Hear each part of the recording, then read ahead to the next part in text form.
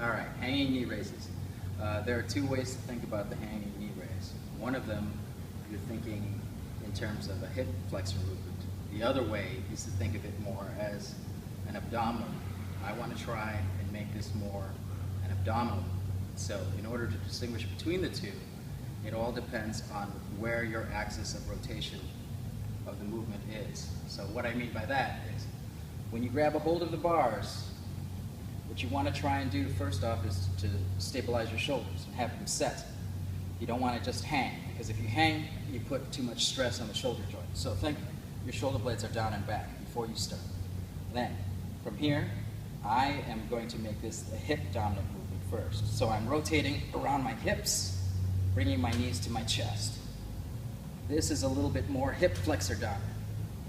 Now, if I want to make it more abdominal dominant, instead of rotating around the hip, I'm going to try and rotate around the lumbar, base of the lumbar.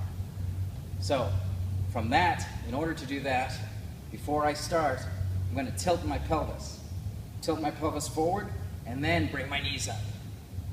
If I tilt my pelvis forward, and I think I'm rocking from my pelvis, this becomes a slightly more abdominal based, as opposed to hip flexor based.